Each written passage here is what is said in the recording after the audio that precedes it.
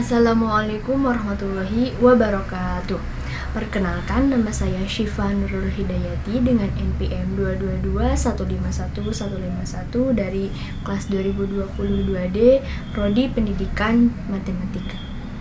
Nah, video ini dibuat untuk memenuhi salah satu tugas ujian akhir semester dengan mata kuliah Filsafat dan Sejarah Matematika dengan dosen pengampu Bapak Dr. Andes Dedi Nurjamil, Magister Pendidikan.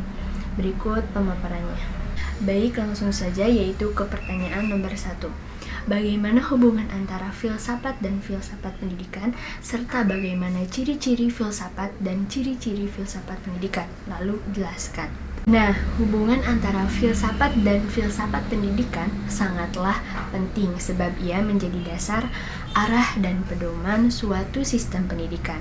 Nah, menurut Jalaluddin dan Idi, filsafat pendidikan merupakan aktivitas pemikiran teratur yang menjadikan filsafat sebagai medianya untuk menyusun proses pendidikan, menyelaraskan dan mengharmoniskan, serta menerangkan nilai-nilai dan tujuan yang ingin dicapai.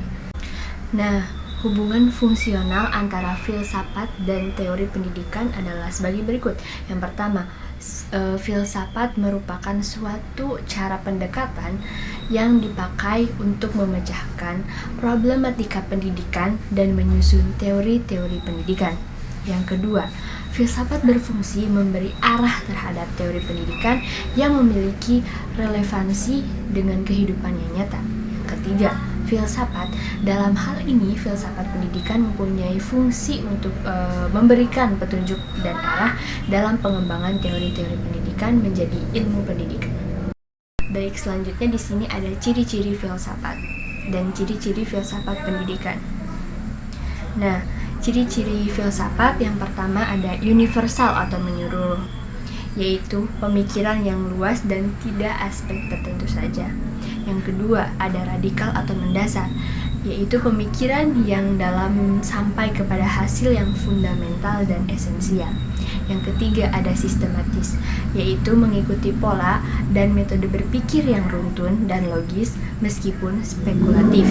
Yang keempat, yaitu deskriptif, yaitu suatu uraian yang terperinci tentang sesuatu, menjelaskan mengapa sesuatu berbuat begitu. Yang kelima, ada kritis, yaitu mempertanyakan segala sesuatu termasuk hasil filsafat tersebut dan tidak menerima begitu saja apa yang terlihat sepintas yang dikatakan dan yang dilakukan masyarakat. Yang keenam, ada analisis, yaitu mengulas dan mengkaji secara rinci dan menyeluruh sesuatu, termasuk konsep-konsep dasar yang dengannya kita memikirkan dunia dan kehidupan manusia. Yang ketujuh, ada evaluatif, yaitu dikatakan juga normatif, maksudnya upaya sungguh-sungguh untuk menilai dan menyikapi segala persoalan yang dihadapi manusia. Penilaian itu bisa bersifat pemastian kebenaran, kelayakan, dan kebaikan. Yang kedelapan, yaitu spekulatif, yaitu upaya akal budi manusia yang bersifat perakaan, penjelajahan, dan pengandaian dan tidak membatasi hanya pada rekaman indera dan pengamatan lahiriah.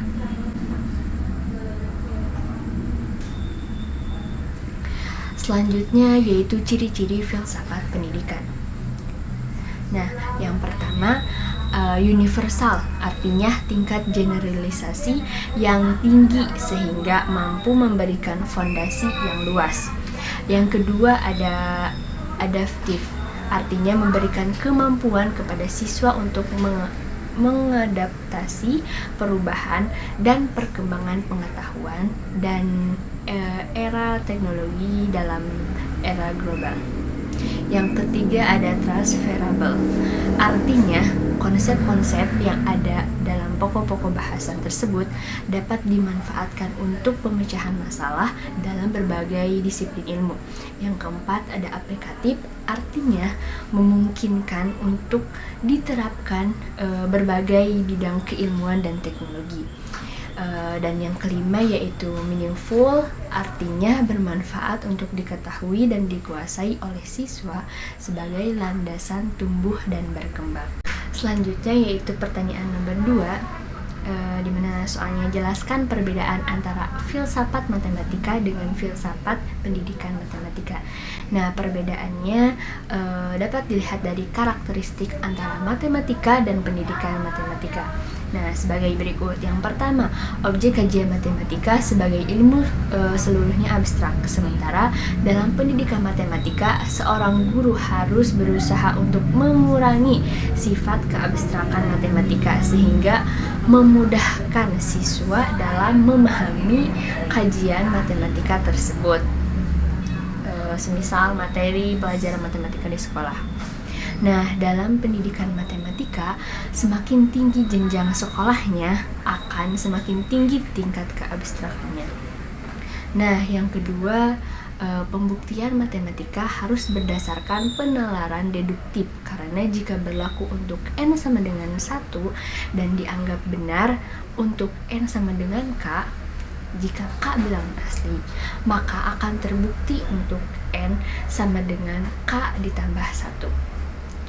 Nah, matematika sebagai ilmu tidak menolak generalisasi secara induktif, intuisi, atau bahkan real dan error, asalkan pada kesimpulan akhirnya dapat diorganisasikan dengan pembuktian secara deduktif.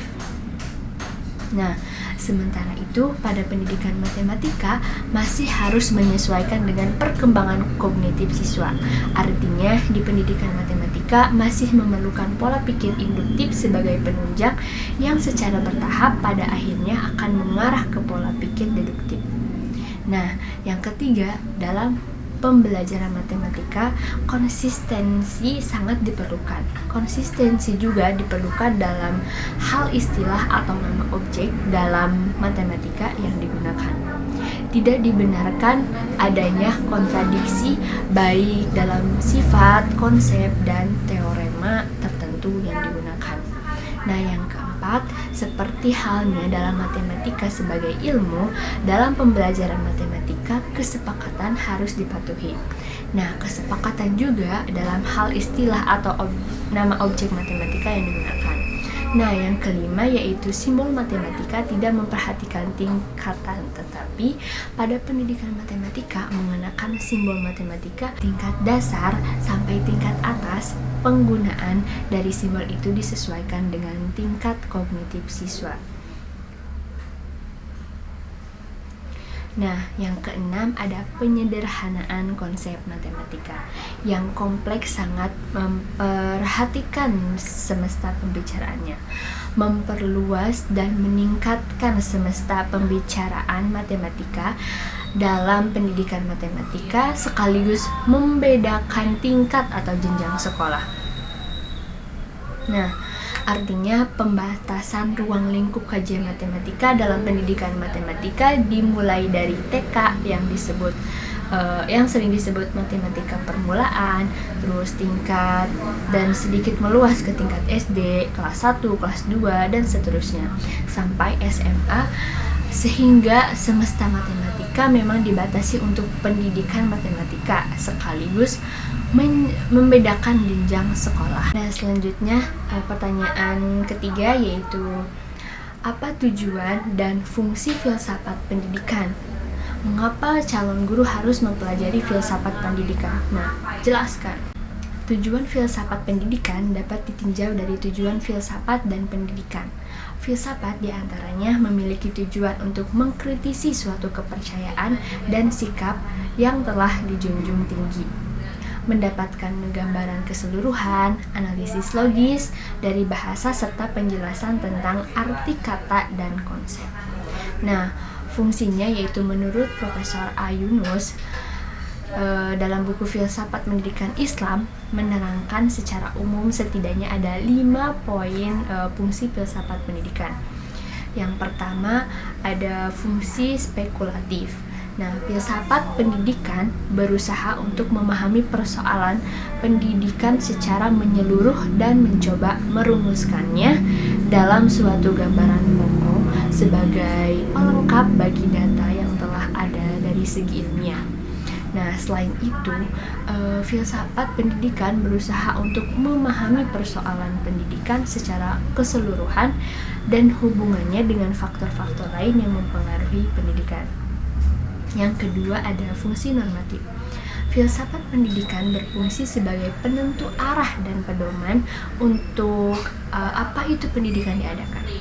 Nah, asas ini tersimpul dalam tujuan pendidikan. Nah, jenis masyarakat apa yang ideal yang akan dibina.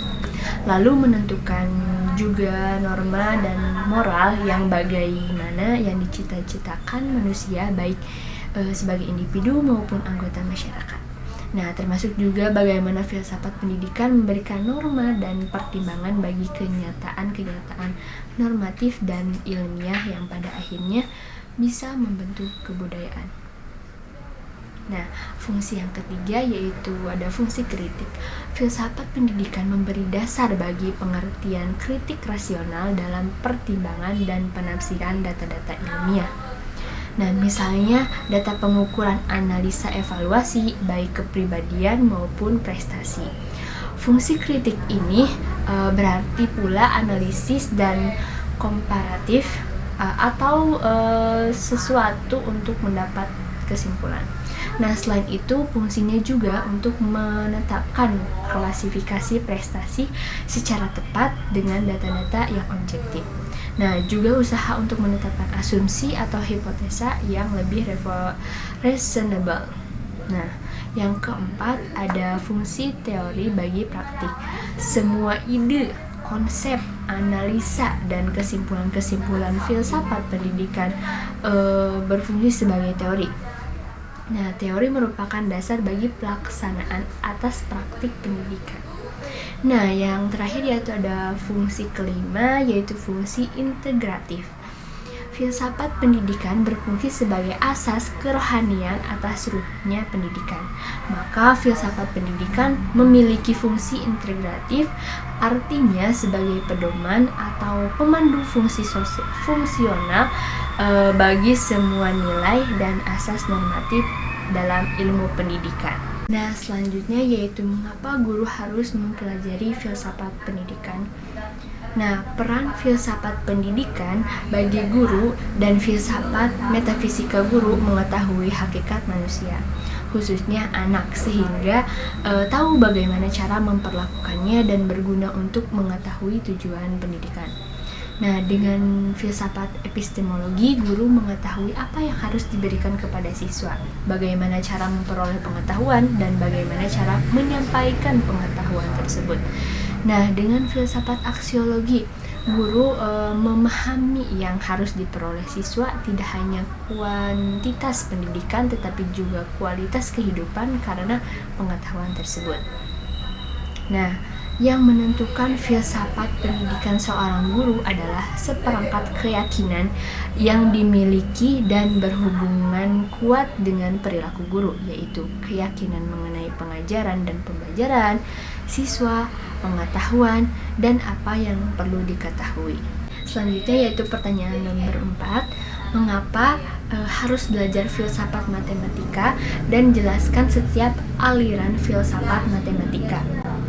Nah, belajar filsafat adalah belajar mengenai yang ada dan yang mungkin ada.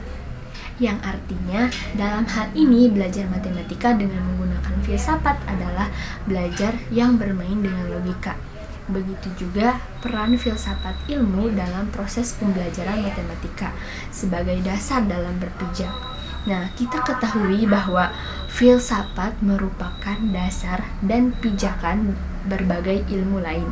Karena dalam pembelajaran matematika, peran filsafat ilmu tidak dapat dipisahkan, terutama dalam pengkaitan yang bermacam-macam permasalahan matematika, sehingga menjadi suatu rangkaian yang saling berkaitan atau setidak-tidaknya mencari hubungan permasalahan tersebut. Nah, begitu juga kita ketahui bahwa matematika dipandang sebagai ilmu yang berkaitan dengan cara pikir. Nah, dengan tujuan akhir bahwa ilmu filsafat dan proses pembelajaran matematika yaitu mencari kebenaran. Nah, Dalam menemukan jawaban kebenaran, pembelajaran matematika tidak terlepas dari metode ilmiah, yaitu ada deduktif dan induktif. Nah, hal ini sejalan dengan peran filsafat ilmu yang mengedepankan suatu rangkaian yang saling berkaitan untuk mencari jawaban. Selanjutnya yaitu ada aliran-aliran filsafat matematika. Yang pertama ada Platonisme. Platonisme menganggap matematika adalah kebenaran mutlak dan pengetahuan matematika merupakan hasil ilham ilahi. Tuhan adalah salah seorang ahli matematika atau matematikawan. Nah, Platonisme memandang objek-objek matematika adalah real dan eksistensi real objek dan struktur matematika adalah sebagai eksistensi realitas yang ideal dan bebas dari sifat manusiawi. Nah, yang kedua ada absolutisme. Pengetahuan matematika terdiri dari kebenaran yang sudah pasti dan tidak dapat diubah. Kebenaran yang bersifat absolut atau mutlak merupakan satu-satunya realitas pengetahuan yang sudah pasti, dan kebenarannya hanya tergantung pada logika dan kebenaran yang terkandung dalam term-termnya. Nah, kebenaran matematika diturunkan dari definisi-definisi dan tidak dapat dikonfirmasi dengan fakta empiris. Nah, metode deduktif memberikan jaminan untuk melakukan asersi pengetahuan matematika dengan benar. Nah, klaim bahwa matematika adalah pengetahuan yang pasti benar secara mutlak ditopang oleh pernyataan dasar yang digunakan dalam pembuktian merupakan pernyataan yang benar. Nah, selanjutnya ada logisme. Tesis logisme adalah matematika sebagai cabang dari logika. Nah, menurut aliran ini, seluruh matematika dari sejak zaman kuno perlu dikonstruksi kembali ke dalam term-term logika, dan tentu saja programnya adalah mengubah seluruh matematika ke dalam logika. Nah, semua konsep matematika haruslah dirumuskan dalam term-term logika, dan semua teorema matematika harus dikembangkan sebagai teorema logika. Tesis ini muncul sebagai upaya untuk meletakkan pondasi matematika ke tempat yang paling dasar dan paling dalam. Pondasi matematika yang saat ini digunakan dibangun dengan sistem bilangan real, didorong ke sistem bilangan asli, dan akhirnya didorong ke teorema himpunan. Selanjutnya yang keempat yaitu intuisionisme. Nah, aliran filsafat dalam tradisi Kant bahwa semua pengetahuan manusia diawali oleh intuisi. Nah, menghasilkan konsep-konsep dan diakhiri dengan ide-ide. Yang kelima yaitu ada falibilisme. Menurut falibilisme, kebenaran matematika dapat menjadikan subjek yang begitu sederhana dan dalam banyak hal yang dikritisi. Kebenaran matematika bersifat tidak sempurna, tidak kokoh, dan di masa depan tepat dikoreksi serta direvisi. Selanjutnya yaitu soal yang kelima, bagaimana filsafat bisa menjelaskan hubungannya dengan matematika. Nah, filsafat dan matematika memiliki hubungan yang erat, antara lain yang pertama, fungsi dan geometri. Suatu cabang matematika lahir pada masa yang sama, di tempat yang sama, dan dari ayah yang tunggal, yakni sekitar 640 sampai 546 sebelum Masehi di Miletus. Nah, terletak di pantai barat negara Turki sekarang, dan dari pikiran seorang bernama Thales. Nah, yang kedua yaitu matematika tidak pernah lahir dari filsafat, melainkan keduanya berkembang secara bersama-sama dengan saling memberikan persoalan-persoalan sebagai bahan masuk dan umpan balik. Yang ketiga yaitu adanya hubungan timbal balik dan saling pengaruh antara filsafat dan matematika, dipacu oleh filsuf Zeno dari Elea. Zeno bincangkan paradoks-paradoks yang bertalian dengan pengertian-pengertian gerak, waktu, dan ruang yang kemudian selama berabad-abad membingungkan para filsuf dan ahli matematik. Dicukupkan sekian pemaparan yang dapat saya sampaikan. Kurang lebihnya mohon dimaafkan. Wassalamualaikum warahmatullahi wabarakatuh. Dadah.